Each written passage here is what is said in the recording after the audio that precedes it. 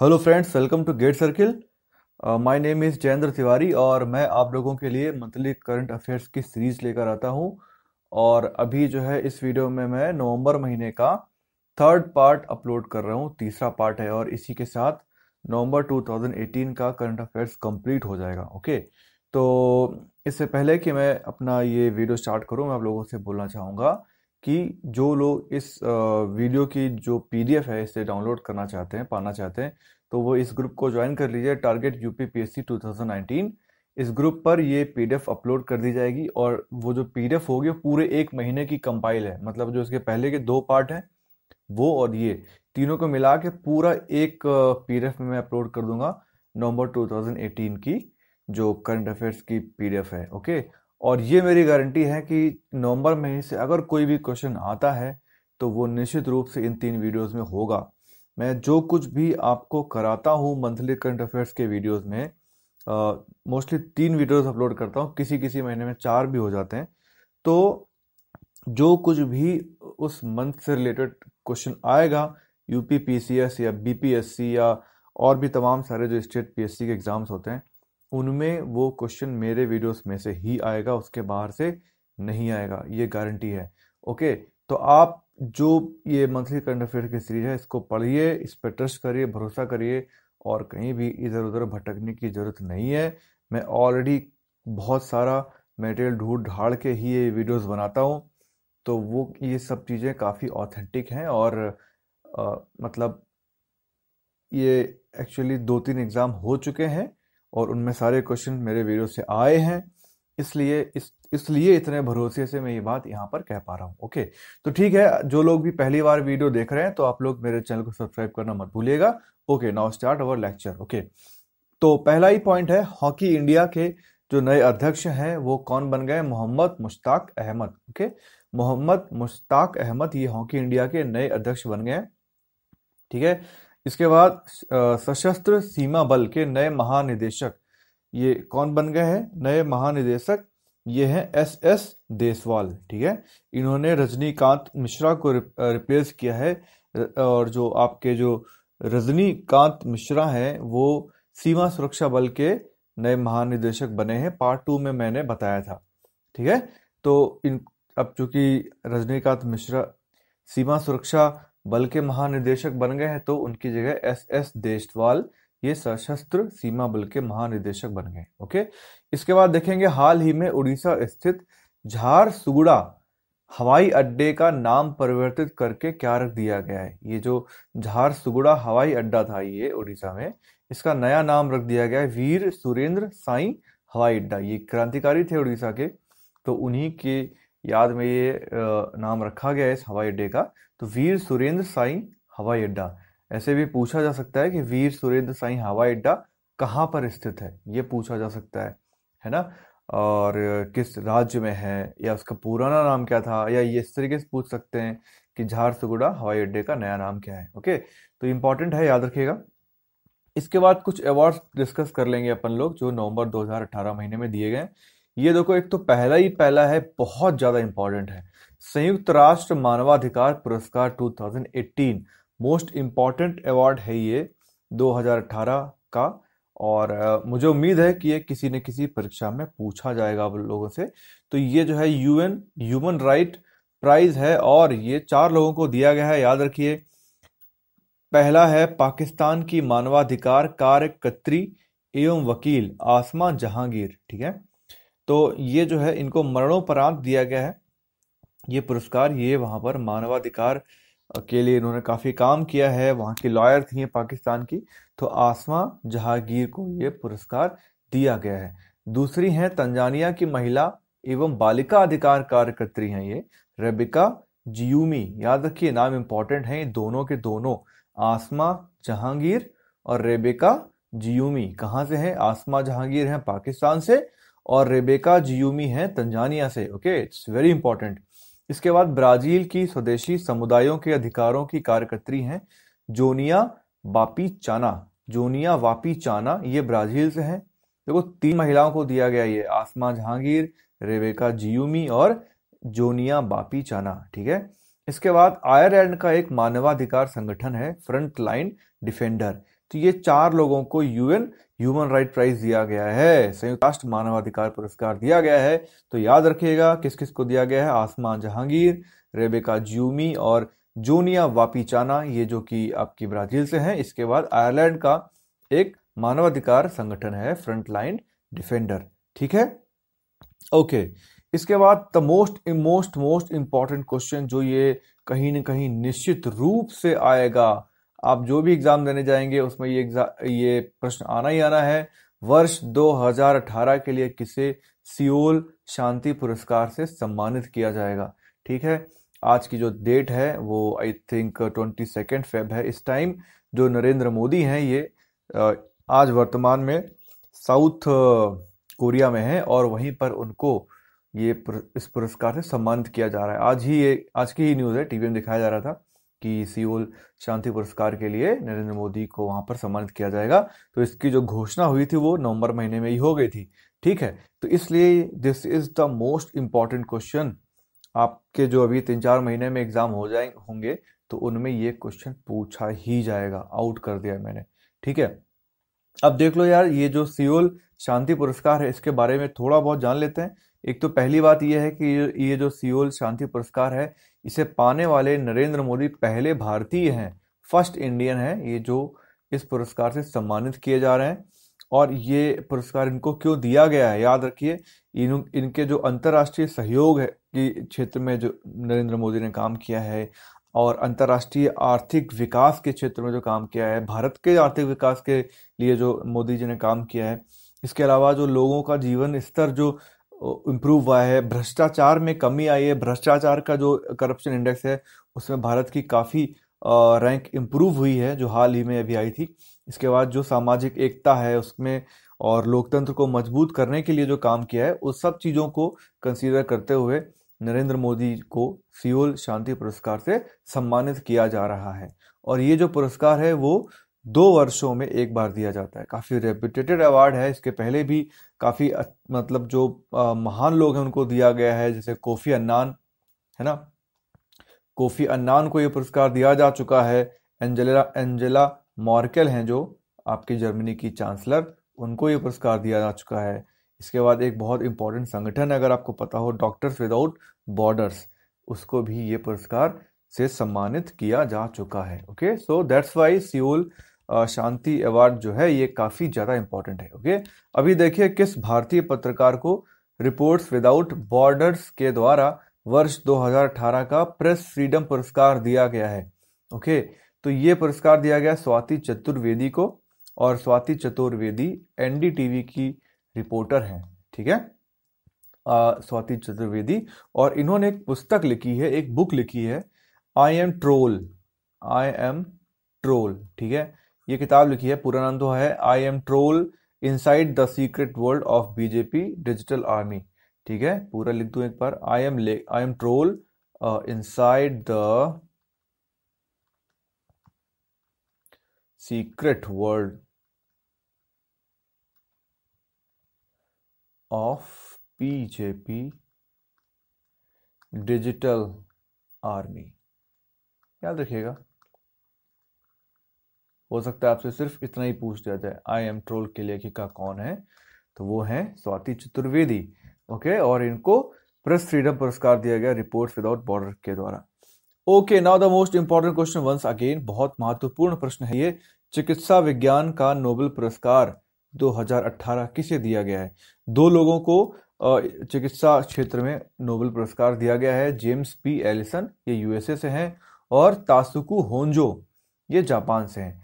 याद रखिए, Allison, James P Allison and Tasuku Honjo. यार एक चीज में कंफ्यूज मत होना, मैंने पार्ट 2 में बताया था, जब मैंने केमिस्ट्री के जो नोबेल प्राइज विजेता के नाम बताए थे तो उसमें पी, 2 लोगों के नाम था, उसमें पी आ रहा था, तो मैंने बोल दिया था कि जहां पी मिले तो आप समझ लो कि वो केमिकल है, केमिकल पीना है, इसलिए उनको केमिस्ट्री के लिए दिया गया है। तो इसमें आप थोड़ा सा कंफ्यूज हो जाओगे।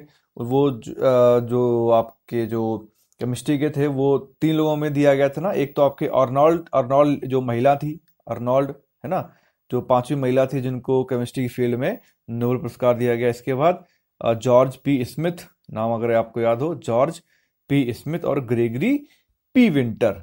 ठीक है, ग्रेगरी पी विंटर, इन 3 लोगों को केमिस्ट्री की फील्ड में नोबेल प्राइज दिया गया है। तो मैंने बोला था कि पी याद रख, पी देख लेना, अगर पी दिख जाए तो वो केमिस्ट्री वाले हो गए। अभी तो खैर मैं बोल देता हूँ, बट मैं सजेस्ट तो यही करूंगा कि आप पूरा याद रखो। पर यहाँ पर ऐसे अगर आप ट्रिक लगाओगे तो देयर बी अ प्रॉब्लम, यहाँ पर आपका गलत हो सकता है। तो ये याद रख लो, James P Allison, at least Allison याद रखो, इजी है। एलिसन एंड तासुको होंजो, ये तो याद ही रहेगा भाई, एक ही है जापानी टाइप नाम जिसको नोबेल पुरस्कार दिया गया है, तो यही है ना। तो तासुको होंजो, इजी। ओके, तो यूएसए और जापान से हैं, और इन दोनों ने मिलकर दोनों ने मिलकर किया है। नकारात्मक प्रतिरक्षा विनियमन के अवरोध से कैंसर थेरेपी की खोज करी है। मतलब इन्होंने जो है कैंसर के उपचार के लिए कोई थेरेपी है उसकी खोज करी है, तो उसके लिए इनको नोबेल प्राइज दिया गया है मेडिसिन के क्षेत्र में, जेम्स पी एलिसन और Tasuku Honjo. Okay, now again it's a most important question once again, आपका ये 27वां व्यास सम्मान पुरस्कार किसे दिया गया है? ये भी बहुत इंपॉर्टेंट क्वेश्चन है। जो बोल देता हूं ना यहाँ पे मोस्ट इंपॉर्टेंट लगा के आप समझ लो वो आना है, इस टाइप के क्वेश्चंस हैं ये। जब मैं किसी प्रश्न के आगे बोल दूं मोस्ट इंपॉर्टेंट, तो मतलब वो है मोस्ट इंपॉर्टेंट, आप समझ रहे हैं ना। हाँ जी, तो 27वां व्यास सम्मान ये जो है किसको दिया गया है? वर्ष 2017 के लिए ममता कालिया को। ऑलरेडी ये पिछला ईयर डिक्लेयर कर दिया गया था, ये तो आपको पता ही होगा। तो अभी उनको दिया गया है ये वर्ष 2017 के लिए ममता कालिया। 2016 के लिए किसको दिया गया था? अगर आपने पढ़ा होगा 1-2 साल से तो आपको याद होगा, सुरेंद्र वर्मा। सुरेंद्र वर्मा को 2016 के लिए व्यास सम्मान दिया गया था, 26वां, है ना। ठीक है, तो 27वां दिया गया ममता कालिया को। बता चुका हूं मैं, इनका एक उपन्यास था जिसका नाम था दुखम सुखम। दुखम सुखम, ये उपन्यास इन्होंने 2009 में लिखा था। ठीक है, उसके लिए इनको ये पुरस्कार दिया गया है। ठीक है, बिरला फाउंडेशन के द्वारा ये पुरस्कार दिया जाता है, ये भी इंपॉर्टेंट याद रखिएगा। इसमें एक प्रशस्ति पत्र दिया जाता है, एक स्मृति पत्र दिया जाता है, और 3.5 लाख, 3.5 लाख रुपए दिए जाते हैं एज अ प्राइज। ठीक है, और ये जो है आप, ये जो पुरस्कार है व्यास सम्मान, ये पिछले 10 सालों में लिखे गए किसी बड़े ही अच्छे उपन्यास के लिए दिया जाता है। ओके, अब देखेंगे फ्यूचर पॉलिसी गोल्ड अवार्ड। ये अवार्ड भी बहुत इंपॉर्टेंट है। फ्यूचर पॉलिसी गोल्ड अवार्ड, इसको बोलते हैं ऑस्कर फॉर बेस्ट पॉलिसीज। मतलब इतना ज्यादा रेपुटेटेड है, मतलब जो पॉलिसी के क्षेत्र में ये पुरस्कार ऑस्कर की वैल्यू रखता है, ऑस्कर फॉर बेस्ट पॉलिसीज, है ना, समझ रहे ना आप। ओके, देन तो ये किसके द्वारा दिया जाता है? UNFAO, United Nations Food and Agriculture Organisation के द्वारा दिया जाता है। यूनाइटेड नेशंस, संयुक्त राष्ट्र खाद्य एवं कृषि संगठन के द्वारा ये पुरस्कार दिया जाता है, फ्यूचर पॉलिसी गोल्ड अवार्ड। ठीक है, अब देखो यार ये क्यों इसलिए इंपॉर्टेंट ज्यादा है, क्योंकि ये दिया गया सिक्किम को।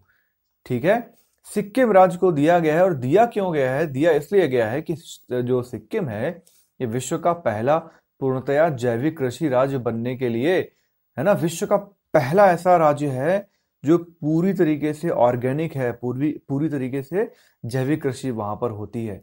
तो इसलिए इस राज्य को, सिक्किम को, यूएनएफओ के द्वारा फ्यूचर पॉलिसी गोल्ड अवार्ड दिया गया है। ठीक है, काफी प्राउड की बात है हमारे देश के लिए।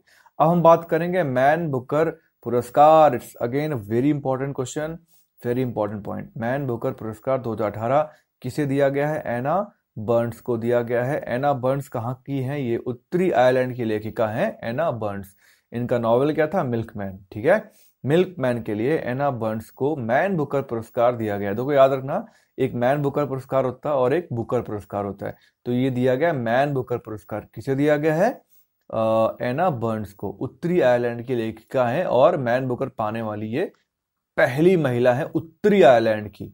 और मैन बुकर की हिस्ट्री में 17वीं महिला है जिनको मैन बुकर पुरस्कार दिया गया है। ओके, इनकी बुक का नाम भी याद रखिएगा, मिल्कमैन।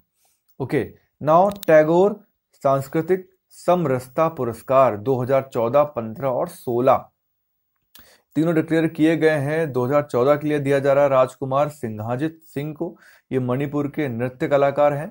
2014 के लिए राजकुमार सिंघाजित सिंह। ओके, 2015 के लिए छाया नट को दिया गया है, ये बांग्लादेश का संगठन है छाया नट, ओके। और 2016 के लिए दिया गया है राम वनजी सुतार को, ये मूर्तिकार हैं।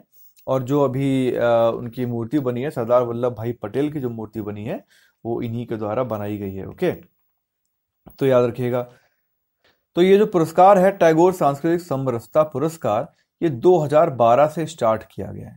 ये टैगोर जी की जो 185वीं जयंती थी, उसके उपलक्ष्य में इसको 2012 से स्टार्ट किया गया था। और इसमें जो है सबसे पहले ये दिया गया था 2012 में, पंडित रविशंकर को दिया गया था ये पुरस्कार 2012 में। इसके बाद 2013 में ये दिया गया था जुबिन मेहता को, ठीक है। 2013 में दिया गया था जुबिन मेहता को। एक ये भी याद रख लो, 2012 का जो रविशंकर याद रहेगा, पंडित रविशंकर को। और 2016 सबसे लेटेस्ट, मतलब देखो अभी तीनों डिक्लेयर किए गए हैं, इसलिए बेटर है कि तीनों याद रखो, पर 2016 तो याद ही रखो, बिकॉज राम वनजी सुतार ये काफी न्यूज में है। आपसे डायरेक्ट ऐसे ही क्वेश्चन आ जाएगा कि जो मूर्ति बनी है, ये जो सरदार वल्लभ भाई पटेल की, उसके डिजाइनर कौन है, उसको किसने बनाया है, तो वहां पर इनका ऑप्शन मिलेगा आपको Ram Vanji Sutar. It's very important, okay. Then आगे देखेंगे champion of the earth award 2018। देखो यार ये भी बहुत इंपॉर्टेंट है। ये क्यों दिया गया है, देखो यार सीधी बात है, आपको नाम से ही समझ आ रहा होगा, पढ़ के ही हेडिंग से, champion of the earth award, मतलब अर्थ के लिए, जो मतलब एनवायरमेंट के लिए जिसने काफी अच्छा कुछ किया हो, तो उसको ये पुरस्कार दिया जाता है, ठीक है। तो ये 5 लोगों को ये पुरस्कार दिया गया है। इनमें से 2 तो यही हैं, आपके इमैनुअल मैक्रॉन, ये फ्रांस के प्रेसिडेंट थे, और नरेंद्र मोदी, ठीक है। दोनों लोगों को दिया गया। दिया क्यों गया है, इन्होंने जो इंटरनेशनल सोलर अलायंस बनाया है, ठीक है, तो उसकी वजह से इनको ये पुरस्कार दिया गया है, ठीक है। और नरेंद्र मोदी, जो कि इसमें तो आईएसए में दोनों का, फ्रांस और इंडिया दोनों का रोल था। इसके अलावा नरेंद्र मोदी ने क्या कहा है कि 2022 तक भारत को प्लास्टिक मुक्त बनाने का संकल्प किया है, ठीक है। तो इस संकल्प के लिए तो इस तरीके से कुछ काम है इनके, उसकी वजह से इनको भी सेलेक्ट कर लिया गया। इमैनुअल मैक्रोन को सेलेक्ट कर लिया गया, ये उनके द्वारा दिया जाता है, ये भी इसलिए और इम्पोर्टेंट है भाई। यूनाइटेड नेशंस जो भी अवार्ड देता है तो वो सारे इम्पोर्टेंट ही होते हैं, तो यूएन ने दिया है, इसलिए champion of the earth award very important, ठीक है। इसके बाद जैसे जो कोचीन अंतर्राष्ट्रीय हवाई अड्डा है, ये विश्व का पहला पूर्णतः सौर ऊर्जा चलित है। तो इस तरीके के जो कुछ काम किए मोदी जी ने, तो उसकी वजह से इनको ये पुरस्कार दिया जा रहा है। इसके अलावा जो 3 लोग हैं, मैंने बोला था ना 5 लोगों को दिया गया है, तो इसके अलावा जो तीसरी पर्सनालिटी है, उनका नाम है जॉन कर्लिंग। जॉन कार्लिंग, इनको दिया गया है। और चौथी जो पर्सनालिटी है, वो पर्सनालिटी नहीं है, वो एक संगठन है, Beyond Meat and Impossible Food, इसको दिया गया है, ठीक है, Beyond Meat and Impossible Food, okay. और ये जो 5वां है, ये जो है चाइना में एक प्रोग्राम चलाया गया है, रूरल रिवाइवल प्रोग्राम, ठीक है। ग्रीन चाइना में, जब चाइना का एक स्टेट है जीजियांग, ठीक है, जीजियांग, ठीक है। उस स्टेट में एक पॉलिसी चलाई गई है, ग्रीन रूरल रिवाइवल, मतलब जो गांव है उनका एकदम से पूरा नवीकरण कर दिया जाएगा, हरियाली बहुत ज्यादा कर दी जाएगी। तो उसकी वजह से जो एक एनवायरमेंट से रिलेटेड ये जो काफी अच्छा प्रोग्राम है, ग्रीन रूरल रिवाइवल प्रोग्राम, तो उसके लिए इसको जो है, इसको भी सिलेक्ट किया गया है। तो ये 5 लोगों को champion of the earth award दिया गया है, ठीक है। अब देखो कुछ योजनाएं देख लेंगे। देश का पहला मल्टी मॉडल टर्मिनल कहां पर बना है, ये वाराणसी में गंगा नदी पर, ठीक है। और देखो यार ये कहाँ है, मतलब जो आपका राष्ट्रीय जलमार्ग है, नेशनल वाटरवे फर्स्ट है, उस पर बना है। कहाँ से कहाँ है ये, वाराणसी से हल्दिया, ये है आपका NW1, है ना, 1360 किलोमीटर, सबसे लंबा भारत में यही तो है, 1360 किलोमीटर का। तो उस पे जो है वाराणसी में ये पहला मल्टी मॉडल टर्मिनल बना है गंगा नदी पर। वेरी इंपॉर्टेंट क्वेश्चन है, मोस्ट इंपॉर्टेंट क्वेश्चन है। इसके अलावा एक्चुअली देखो 3 डिक्लेयर किए गए गवर्नमेंट के द्वारा, तो पहले तो वाराणसी में बन गया है, और 2 अभी निर्माणाधीन है। कहाँ कहाँ पर है, साहिबागंज में एंड हल्दिया में। ठीक है, साहिबागंज और हल्दिया में 2 और निर्माणाधीन है। तो ये भी आप याद रखिए कि 3 बनने हैं, गवर्नमेंट ने 3 का डिक्लेयर किया हुआ है। तो दो कहाँ कहाँ पर बन रहे हैं अभी, साहिबागंज और आपका हल्दिया। ठीक है, ओके। तो इसमें होगा क्या, अब देखो यार, इससे क्या होगा कि जो है इससे देखो यार, इनमें क्या है ना, वाटरवेज है, तो यहाँ पे शिप चलेंगे, मतलब बढ़िया बढ़िया बड़े बड़े शिप चलेंगे, जो कार्गो शिप होंगे, जो की माल को ढोएंगे एक जगह से दूसरी जगह पर। ठीक है, तो इस वजह से क्या होगा कि इनके टर्मिनल बन जाएंगे, तो इसका आवागमन है उसमें काफी सुविधा मिलेगी। तो और पानी भरा रहेगा वहां पे, जिससे कि लोडिंग अनलोडिंग ये सारे काम भी हो पाएंगे अच्छे से, क्योंकि जो शिप्स होते हैं उनके लोडिंग के लिए ये पानी का काफी यूज किया जाता है। तो वो सारी चीजें सुविधाएं यहाँ पे अवेलेबल रहेंगी, है ना, मल्टी मॉडल टर्मिनल में। तो ये सारी चीजें हैं, तो इसलिए ये बनाया जा रहा है। इसके बाद देखो, तारली सिंचाई परियोजना है, तारली सिंचाई परियोजना।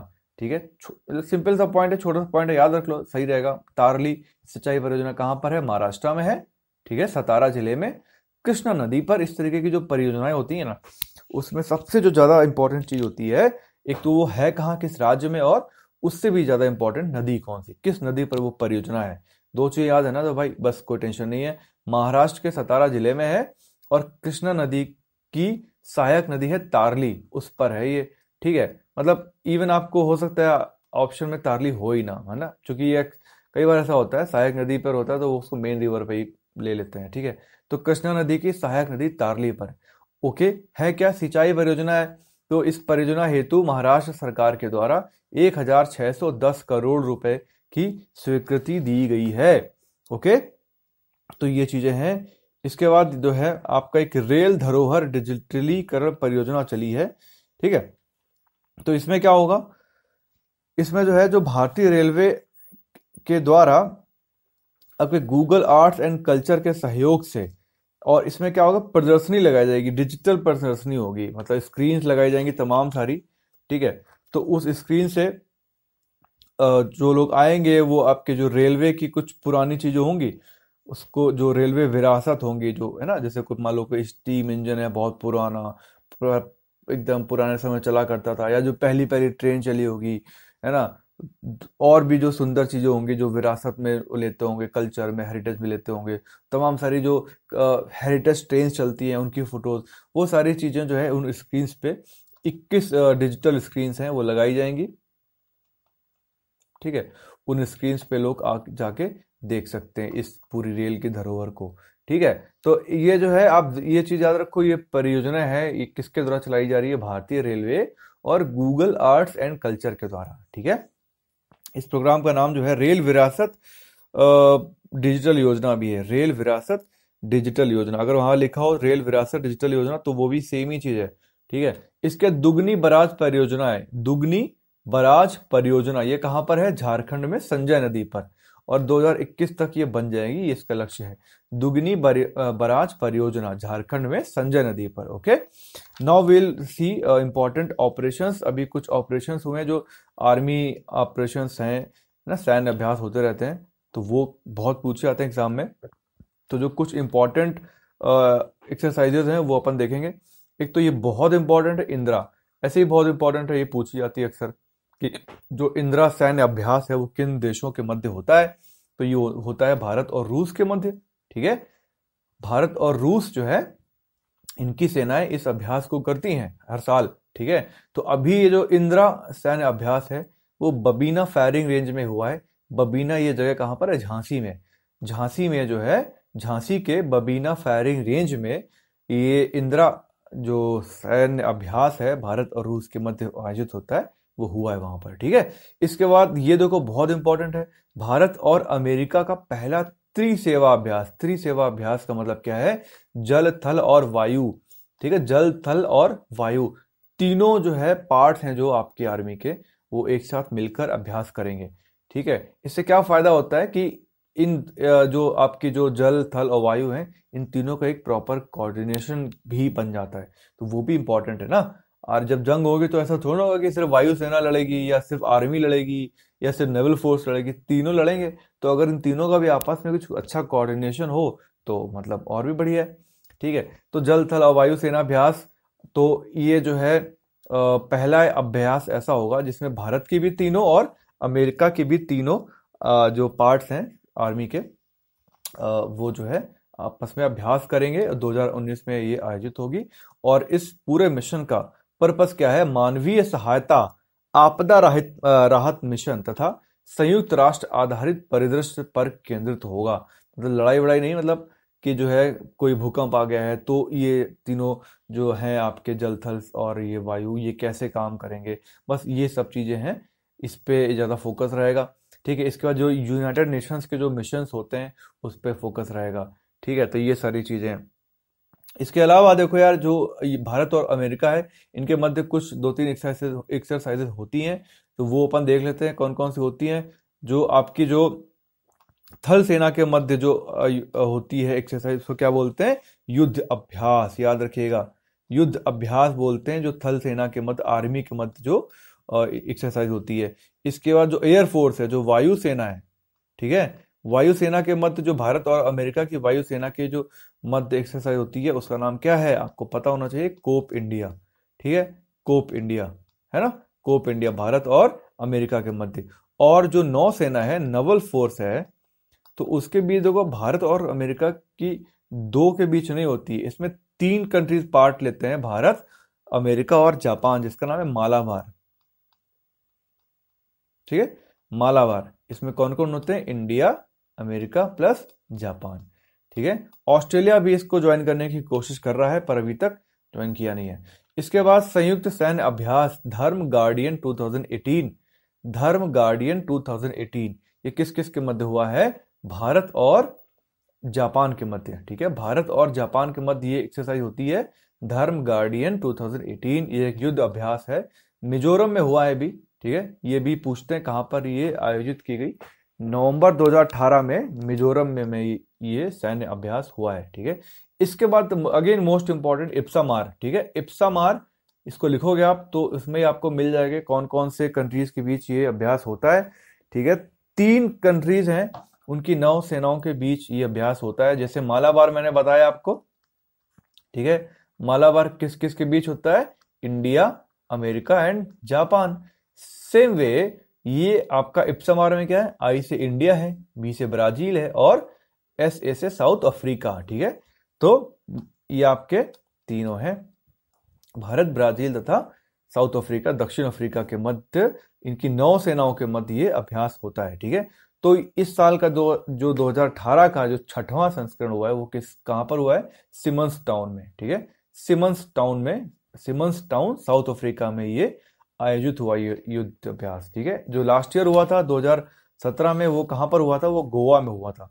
ओके, जो फिफ्थ जो हुआ था एडिशन, 5वां जो संस्करण था वो हुआ था गोवा में। ठीक है, अभी देखेंगे वायु प्रदूषण और स्वास्थ्य पर पहला वैश्विक सम्मेलन कहां पर आयोजित किया गया? ये हुआ जिनेवा में। जिनेवा मतलब WHO का जो हेडक्वार्टर है, कहां पर है भाई? जिनेवा में ही तो है। तो वहां पर ये आयोजित किया गया वायु प्रदूषण, जो एयर पोल्यूशन और हेल्थ का पहला वैश्विक सम्मेलन, ग्लोबल सम्मेलन हुआ है, ग्लोबल समिट। इसकी थीम क्या थी? Improving air quality, combating climate change, saving lives. ठीक है, बहुत लंबी सी थीम है, थीम पूछ लेते हैं कई बार, तो देख लेना, इंपॉर्टेंट है। ठीक है, improving air quality, combating climate change, saving lives. ठीक है, जिनेवा में हुआ है, जिनेवा मतलब WHO का हेडक्वार्टर। इसके बाद योगी आदित्यनाथ ने प्रदेश के 3 जिलों में गीत रामायण के आयोजन को सहमति प्रदान की। वो कौन कौन से 3 डिस्ट्रिक्ट्स हैं? वो कौन कौन से 3 जिले हैं? याद रखिए, इंपॉर्टेंट है, यूपी के एग्जाम के लिए इंपॉर्टेंट है। यूपी PSC, RO यारो, जो आपका लोअर पीसेस होना है, ऐसे एग्जाम्स के लिए इंपॉर्टेंट है कि गीत रामायण का आयोजन किन 3 जिलों में हो रहा है? वाराणसी, वाराणसी, आगरा एंड मुजफ्फरनगर।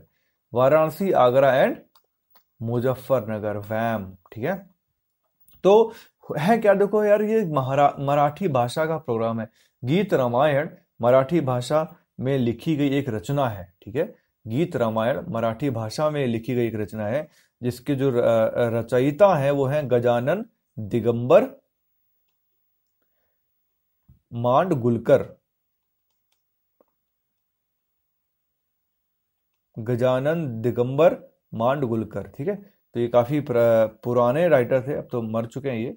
तो ये जो है गीत रामायण, इसका आयोजन किया जाएगा, ठीक है।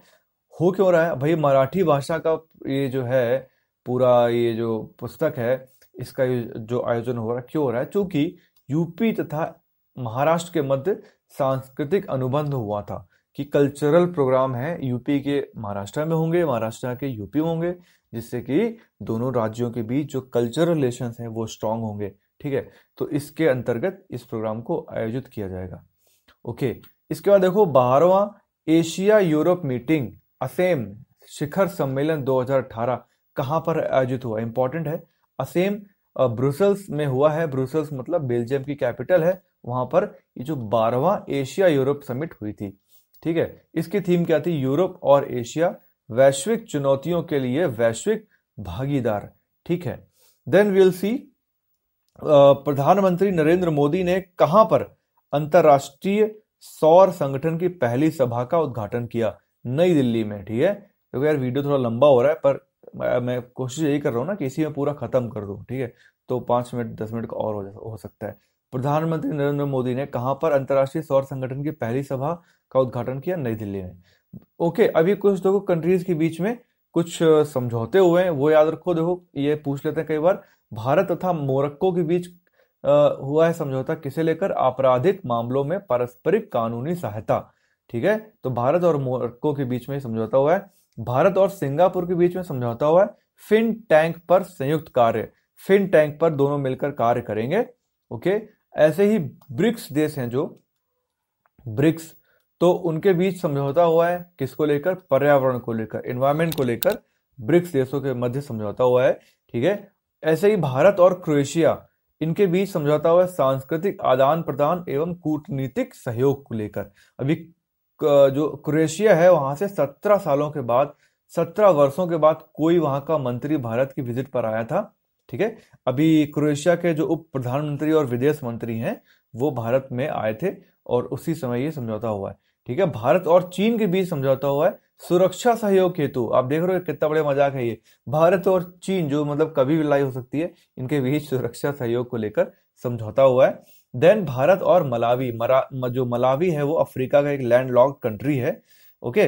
साउथ अफ्रीका का जो लैंड लॉक्ड कंट्री है, तो उनके बीच, भारत और मलावी के बीच प्रत्यर्पण संधि को लेकर समझौता हुआ है। मलावी का ये पुराना नाम जो है न्यासा लैंड भी है, ठीक है, न्यासा लैंड, ओके। तो ये कुछ इंपॉर्टेंट समझौते थे। इसका कुछ एक तो और आप पॉइंट देखिए, हाल ही में किस देश ने मृत्यु दंड को समाप्त करने पर सहमति व्यक्त की है? मलेशिया ने, ठीक है। मलेशिया में ऐसा समझौता हुआ है जिससे कि वहां पर मृत्यु दंड को समाप्त किया जा सकता है कुछ एक समय के बाद, ठीक है। इसके बाद यार ये देखो कुछ इंपॉर्टेंट डेज हैं। अभी जो यूपी पीसीएस का एग्जाम हुआ था उसमें ये कई सारे डेज पूछे गए थे, अब इसलिए मैं थोड़ा सा इनको इम्पोर्टेंस देने लग गया हूँ। विश्व पोलियो दिवस ये कब मनाया गया? 24 अक्टूबर को मनाया जाता है। इंपॉर्टेंट है विश्व पोलियो दिवस। क्यों मनाया जाता है 24 अक्टूबर को?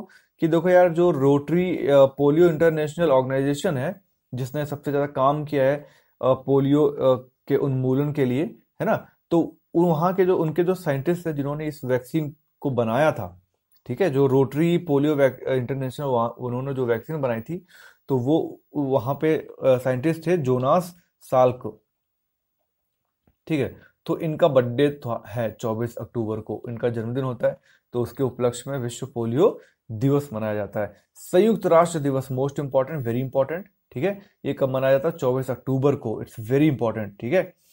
तो ये आप याद रखिए, विश्व जो संयुक्त राष्ट्र दिवस है वो मनाया जाता है 24 अक्टूबर को। और इसके बाद अंतरराष्ट्रीय अहिंसा दिवस ये कब मनाया जाता है? 2 अक्टूबर। देखो यार ये काफी इंपॉर्टेंट है, अंतरराष्ट्रीय अहिंसा दिवस है ये। गांधी जयंती होती है 2 अक्टूबर को, तो उसी दिन अंतरराष्ट्रीय अहिंसा दिवस मनाया जाता है। इसके बाद विश्व विद्यार्थी दिवस, विश्व इंटरनेशनल स्टूडेंट डे कब मनाया जाता है? 15 अक्टूबर। क्यों? कलाम जी की जयंती। कितना इंपॉर्टेंट है ये, ठीक है। विश्व विद्यार्थी दिवस 15 अक्टूबर, अब्दुल कलाम आजाद जो हमारे पूर्व राष्ट्रपति थे, उनकी जयंती है। इसके बाद राष्ट्रीय आयुर्वेद दिवस, ठीक है, ये आयुष मंत्रालय के द्वारा मनाया जाता है। ये राष्ट्रीय है। कब मनाया जाता है? 5 नवंबर को। अभी तीसरी बार मनाया गया आयुष मंत्रालय के द्वारा राष्ट्रीय आयुर्वेद दिवस। ठीक है, इसके बाद बांग्लादेश पुस्तक मेला। बांग्लादेश पुस्तक मेला, इसका आयोजन कहाँ पर किया जा रहा है? कोलकाता में इसका आयोजन किया गया। ठीक है, बांग्लादेश पुस्तक मेला का। ओके, अब जब पुस्तक की बात करी तो कुछ इंपॉर्टेंट बुक्स देख लेते हैं। ठीक है, ये देखो यार, नवंबर महीने की कुछ इंपॉर्टेंट बुक्स हैं। एक किताब है the brief answer to the big questions. Very important question because इसके राइटर हैं question sorry book, very important book, the brief answer to big questions. Writer कौन है? Stephen Hawking. इसलिए ये किताब काफी इंपॉर्टेंट हो जाती है। ठीक है, इसके बाद नेक्स्ट बुक है हील्ड। हील्ड, ठीक है, ये किसने लिखी है? मनीषा कोइराला, बॉलीवुड की एक्ट्रेस हैं। तो इन्होंने जो है इस किताब के अंदर अपने उनके जो संघर्ष के दिन थे, इनको कैंसर की बीमारी हुई थी, उससे इन्होंने लड़ाई लड़ी है, तो उन सब के बारे में इन्होंने अपनी इस किताब में लिखा है। और नाम क्या है? हील्ड। ठीक है, हील्ड मतलब उपचार, है ना। ओके, तो ये भी इंपॉर्टेंट है, पूछ सकते हैं। इसके बाद एक किताब है योद्धा योगी। योद्धा योगी, योगी आदित्यनाथ की जीवन यात्रा। ये लिखी है किसने? प्रेम शंकर मिश्रा ने। एक्चुअली ये लिखी नहीं है इन्होंने, इन्होंने अनुवाद किया है। इंग्लिश में किताब है एक, Yogi Adityanath the rise of saffron socialist. ठीक है, किताब है इंग्लिश में Yogi Adityanath dash the rise of saffron socialist. हाँ, ओके, तो इस किताब के जो राइटर है वो है प्रवीण कुमार। ठीक है, इस किताब का राइटर है प्रवीण कुमार। तो इसी किताब का इन्होंने ट्रांसलेशन किया है हिंदी में। और ये किसने किया है? प्रेम शंकर मिश्रा ने। नाम क्या है? योद्धा योगी, योगी आदित्यनाथ की जीवन यात्रा। ओके, इसके बाद द लीडरशिप। द लीडरशिप, इसके राइटर है प्रमोद शर्मा। ठीक है, इसके बाद ललिता आफ्टर शास्त्री जी। इस पुस्तक के राइटर हैं संजय पति तिवारी। ठीक है, ललिता आफ्टर शास्त्री जी मतलब जो लाल बहादुर शास्त्री थे, उनकी पत्नी का नाम था ललिता, श्रीमती ललिता शास्त्री। तो जब शास्त्री जी की डेथ हो जाती है पाकिस्तान में, तो उसके बाद ललिता शास्त्री का जीवन कैसा रहा, उस पे ये किताब है, ललिता आफ्टर शास्त्री जी। ठीक है, राइटर कौन है? संजय पति तिवारी। इसलिए ये 4-5 किताबें हैं, ये महत्वपूर्ण है, इंपॉर्टेंट है। इसके बाद हाल ही में उच्च शिक्षा से संबंधित 2 नई पहलें लॉन्च की गई हैं। ओके, ये 2 नई पहलें कौन सी हैं? देखो, हायर एजुकेशन के लिए हैं दोनों, लीप और अर्पित। ठीक है, लीप एंड अर्पित। लीप का फुल फॉर्म क्या है? Leadership for academician programme. ठीक है, leadership for academician programme. ARPIT का फुल फॉर्म क्या है? Annual refresher programme in teaching. Annual refresher programme in teaching. ठीक है, तो लीप समझ लो क्या है? ये जो है सार्वजनिक वित्त पोषित संस्थानों में द्वितीयक स्तर के अकादमिक क्षेत्र के लोगों के लिए 3 सप्ताह का नेतृत्व विकास प्रशिक्षण कार्यक्रम है। ठीक है, तो ये आप यही समझ लो कि जो वहाँ के जो द्वितीयक स्तर के अकादमिक क्षेत्र के लोग होंगे, ये जो संस्थान है सार्वजनिक क्षेत्र के वित्त पोषित संस्थान, उन लोगों को 3 सप्ताह का, 3 हफ्ते का जो है कोई ट्रेनिंग प्रोग्राम है। ठीक है, और अर्पित क्या है? ये जो है MOOC प्लेटफॉर्म, स्वयं, जो स्वयं प्लेटफॉर्म है, स्वयं पोर्टल है, इसके बारे में आपको पता होगा स्वयं पोर्टल क्या है। ठीक है, इस पे आप समझ लो लोग स्वयं पढ़ाई करते हैं, जैसे यूट्यूब पे आप पढ़ रहे हो ना मेरे वीडियोस के थ्रू, है ना। तो ऐसे ही ये जो है स्वयं पोर्टल है, वहां पर लोग पढ़ाई करते हैं, गवर्नमेंट का पोर्टल है ये। तो MOOC प्लेटफॉर्म स्वयं का उपयोग करते हुए 15 लाख उच्च शिक्षा संकाय के ऑनलाइन व्यावसायिक विकास की एक अनूठी पहल है अर्पित। ठीक है, अर्पित एंड लीप। ठीक है, तो याद रखिएगा। देन वेरी इंपॉर्टेंट रिपोर्ट है एक, विश्व स्वास्थ्य संगठन WHO के द्वारा भारत जो है विश्व का सर्वाधिक अवसादग्रस्त लोग है। सबसे ज्यादा डिप्रेस्ड लोग किस देश में है? हमारे भारतवर्ष में सबसे ज्यादा डिप्रेशन है लोगों के अंदर। ठीक है, तो इसमें जो है इंडिया इज नंबर 1। करीब 30 करोड़ लोग अंडर डिप्रेशन है। 125 करोड़ पॉपुलेशन है, उसमें से 30 करोड़ लोग भैया लाइक अवसादग्रस्त हैं। उनमें से करीब भारत की 6.5% जनसंख्या गंभीर मानसिक विकार से ग्रसित है। ठीक है, नंबर 2 पे सबसे ज्यादा डिप्रेस लोग कहाँ पर हैं? चाइना में इसके बाद नंबर 3 में है यूएसए में। ठीक है, तो याद रखना। इसके बाद बीबीसी कल्चर के द्वारा अब तक विश्व की अब तक पूरे इतिहास मतलब पूरी हिस्ट्री में 100 महानतम विदेशी भाषा की फिल्में, इसकी एक सूची जारी करी गई है, महानतम अब तक के पूरे इतिहास में। तो इन 100 फिल्मों में जो सबसे जो भारत की एकमात्र फिल्म है उसको लिया गया है, उसका नाम है पाथेर पांचाली। ठीक है, पाथेर पांचाली, और उसको जो है इन 100 लोगों की लिस्ट में 15वां स्थान मिला है, 15th रैंक है पाथेर पंचाली की अब तक की 100 महानतम विदेशी भाषा की फिल्मों में। ठीक है, और इस सूची को लॉन्च किया है बीबीसी कल्चर ने। ठीक है, देन अगेन इंपॉर्टेंट क्वेश्चन, किस प्रदेश ने गौ मंत्रालय की स्थापना करी है? वो है मध्य प्रदेश ने, एमपी ने गौ मंत्रालय की स्थापना की है नवंबर में। ठीक है, इसके बाद किस देश ने लिटिल इंडिया गेट का उद्घाटन किया? लिटिल इंडिया गेट का उद्घाटन, इंडिया गेट समझ रहे हो किसने किया? इंडोनेशिया ने। तो इसलिए इंपॉर्टेंट है भैया, हो सकता है आप भारत लगे या आपको नेपाल लगे या कोई और भी ऐसा देश जो बहुत ज्यादा दोस्त है, तो ऐसा कुछ नहीं है, इंडोनेशिया ने करी है लिटिल इंडिया गेट की स्थापना। ठीक है, ओके। अभी इंडोनेशिया का एक एयरक्राफ्ट था बोइंग 737, बोइंग बोइंग 737, ये दुर्घटनाग्रस्त हो गया अभी दिसंबर में। ठीक है, तो यार इसमें क्या हुआ है, इसका पूरा नाम था Boeing 737 max 3, max 8 sorry, max 8। ठीक है, तो उसमें से जितने भी इनके पैसेंजर थे सब मर गए हैं, और द बुरी बात यह है कि ये जो क्राफ्ट था, ठीक है, बोइंग 737 मैक्स 8, इसके जो पायलट थे वो भारतीय थे, भव्य जुनेजा नाम था उनका। ठीक है, भव्य सुनेजा, भव्य सुनेजा, ये इसके पायलट थे। तो अभी दिसंबर की घटना ये, Boeing 737 MAX 8, Indonesia. Then Alphonso आम को जीआई टैग प्रदान कर दिया गया है, अल्फांसो आम।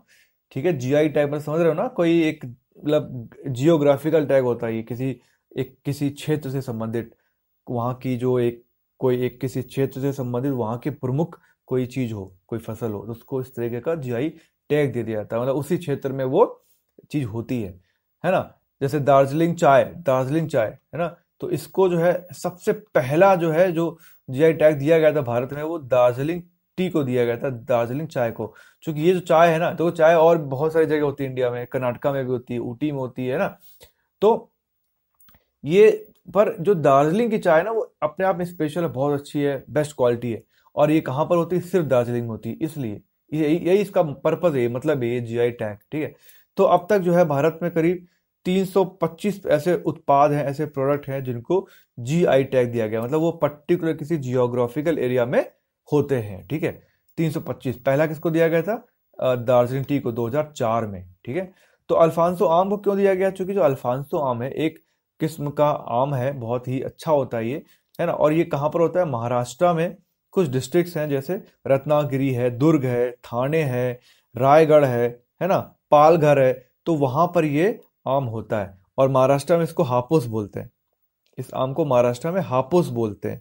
ठीक है, तो इसको जो है जीआई टैग प्रदान कर दिया गया। टोटल 325 प्रोडक्ट्स हैं जिनको जीआई टैग दिया गया है। और इस पॉइंट के साथ ही हमारा नवंबर महीने का जो पार्ट 3 था कंप्लीट हो गया है, तीनों पार्ट कंप्लीट हो गए हैं, है ना। आपसे गुजारिश है कि आप तीनों पार्ट मेरे पूरे देखिए। ठीक है, और प्लीज, देखो कंटेंट तो बहुत अच्छा है, मुझे खुद पता है, आपने अगर यहाँ तक देखा है तो आपको ही मालूम है, तभी आप यहाँ तक टिके हो।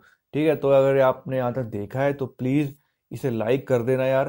ठीक है, व्यूज ज्यादा मिलते नहीं है, इसलिए आपका लाइक इंपॉर्टेंट है। आप चाहते हो कि ऐसे मैं वीडियोस अपलोड करता रहूं, आपके लिए काम करता रहूं, मेहनत करता रहूं, कॉन्टिन्यूटी जो बनी रहे मेरी, जिसके लिए आप सब लोग मुझे बोलते हो कि मैं रेगुलर नहीं रहता हूँ, तो उसके लिए ज़रूरी है कि आप लोग मेरे जो वीडियोस हैं उनको लाइक करिए, उन पे कमेंट करिए। आपके कमेंट से मेरे व्यूज़ को फ़ायदा होता है, तो उसको कमेंट करिए, लाइक करिए। और आप किसी को सजेस्ट कर सकते हो कि अगर आपको करंट पढ़ना है तो गेट सर्किल के वीडियो से पढ़िए, आपका 100% जो एग्ज़ाम होगा, अगर आपने मेरे ये वीडियोस 2 या 3 बार एक एक वीडियो को देख रहे हैं और इसके बाद पीडीएफ आप डाउनलोड कर रहे हैं और पीडीएफ को भी रिवाइज करते जा रहे हैं ऐसे बैठ बैठ के, तो आपके 100% क्वेश्चन करेक्ट होंगे।